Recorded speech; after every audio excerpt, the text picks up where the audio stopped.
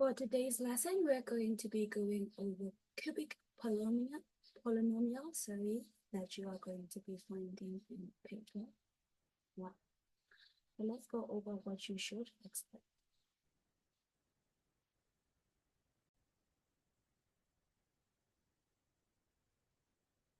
For our cubic polynomials, we'll first look at how to factorize a cubic polynomial.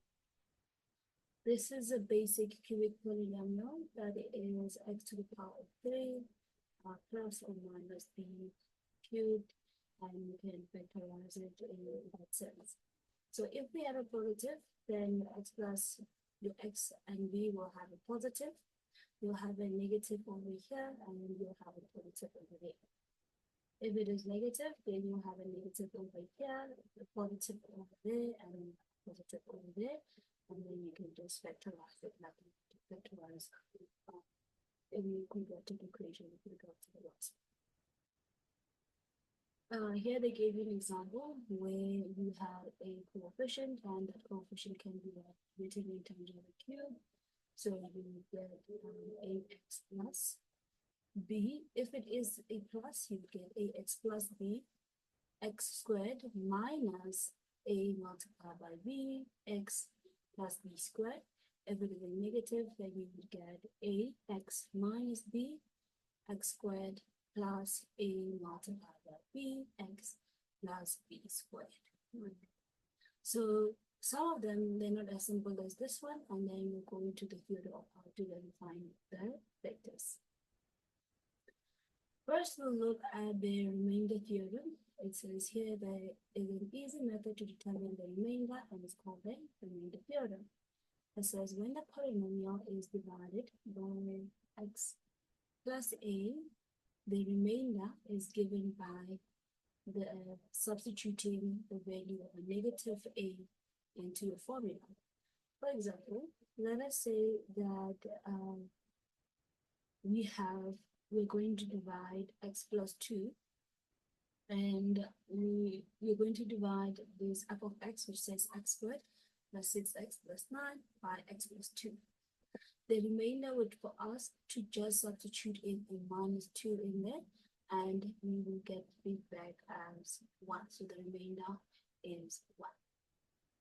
The remainder theorem can be generalized to state that if we have then a polynomial f of x and divided by 8x plus b, then the remainder will be given by a minus b over a.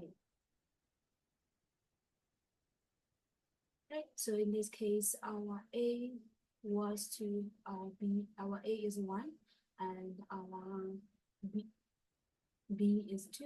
So here we would just have a negative 2 over 1, and it would still give us the same.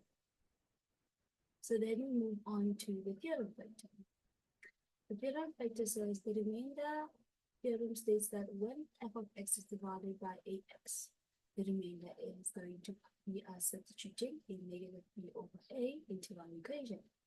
And if that f of negative a over b over, if that factor is equal to 0, then we can say that this then implies that ax plus b is a factor of fx. Therefore, the theorem states that if the remainder of what we're dividing by is 0, then we can assume that ax plus f of x, ax plus b is a factor of x. So, using the factor theorem to factorize a cubic polynomial, these are the steps that we are going to take.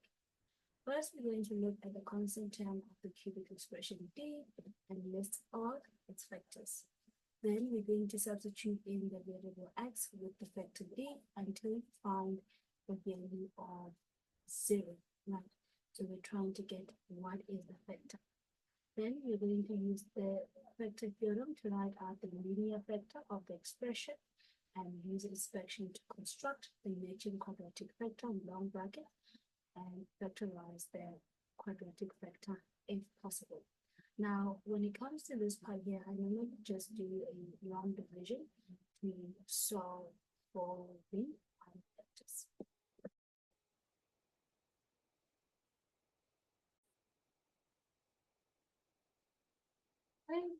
let's take in practical, how does it then work? So let's say we're given an equation f of x is equal to x cubed plus 4x minus 3x minus 10. They want us to write down the intercept of f of x. We would get that this is where our x now is equals to 0, and therefore our y is equals to a minus 10. Then it shows that show that 2 is a root of the equation f of x is equals to 0. Remember, according to the remainder rule, if I can then substitute in the opposite of that, then I can show that that is a root. So what I'm going to do, so if 2 is a vector, it means that x minus 2 should be one of the brackets that we get from that. So we then substitute in f is equals to 2 by just substituting in the values here. So you have 2 cubed plus 4 2 squared and minus 7 2 and minus 10, and we get that 0, and you can see according to the factor theorem, this is the factor. Right.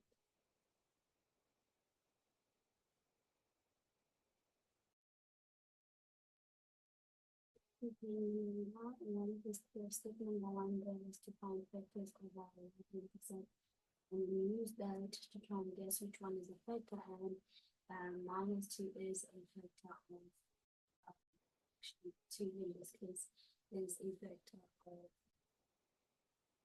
of 10. So if you had started there, you would have factors as 1, 2, 5, and 10, and obviously the negative part of them exists because we want that to be negative, and we would use that to see if any of them fit. But here we are likely that they just gave it to us. Right? Then we open the one has to then factorize it completely. I will do the long method. Minus 2, long division, x cubed plus 4x squared, minus 7x minus 10. So here we do x squared, so we have here x cubed and minus 2x squared. And I would do the rest 6x squared minus 4x minus 10. Then here we need x 6x to the other side, and then this would give us 6x squared, and this should be x that's missing, that, and here minus 12x, and then here minus odd, and we get minus 12 minus 7, and then we get 5x minus 10. So here you just put a 5, and that would be 5x minus 10, and as 0. So our factor is x minus 2, x squared plus 6x, and plus 5. We can factorize this one more, and we get x plus 1 and x plus 5, and that would be our 3 factors. Okay. So it says it is further given that the coordinates of the turning points are approximately that one over there and that one over there. There is sketch and with everything. Okay, so we have x is equal to 2, x is equal to negative 1, and x is equal to negative 5. And then on our graph, we would show that x is equal to minus 5.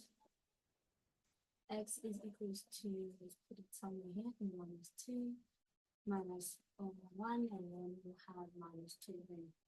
So we have at 0, 0.7 somewhere here, we have a turning point here at minus 12.6.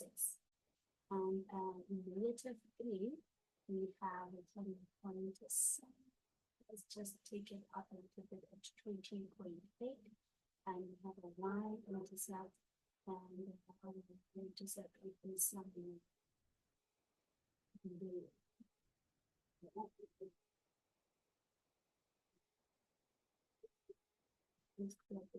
Oh, 0.7 should be on the side of it.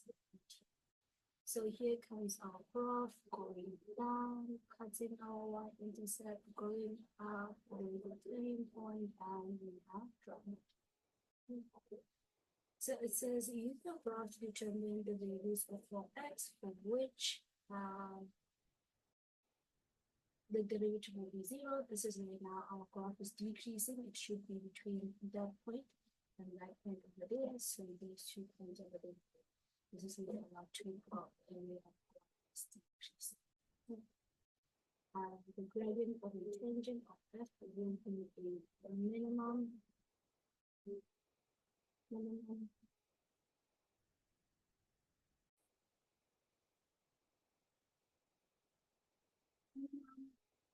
Will be our derivative will be equal to 0, and the values will be over here, there, that's the maximum, and that will be.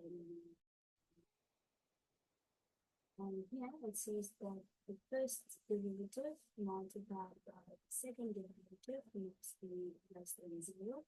So the graph, we know that it will be positive. The first derivative will be positive here.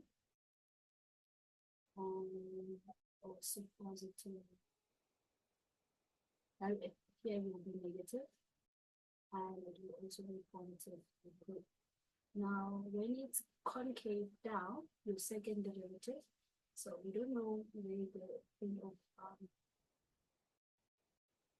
where they change from up to down, but we're just going to see this is the point of this is concave up, and this is the concave down. So for all of this part here, for your second derivative, we now know that. So our second derivative will be positive here. And actually, I should say this. And it will be negative for the concave part. Okay, so when we multiply the two, we get a negative value. Over this side, the first derivative is positive, and the second derivative is negative up to this part. So we can say, okay, then here it means that. So then x is less than the turning point, which is equal to 4. Let's look at the next part from that point to that. The problem is the first derivative and the second derivative are both negative. So we got no count. And then we go here. Over here, our first derivative is positive. It's negative, sorry. And the second derivative is also not negative. Our first derivative is negative at this point, but decreasing, and our second derivative is positive. So these two parts here also negative there. So we say when x is in between -1 and 7. If we come over here, our second derivative is positive, and our first derivative is negative, so it's also included. So we can flesh that out and say when x is greater than -1, then negative values.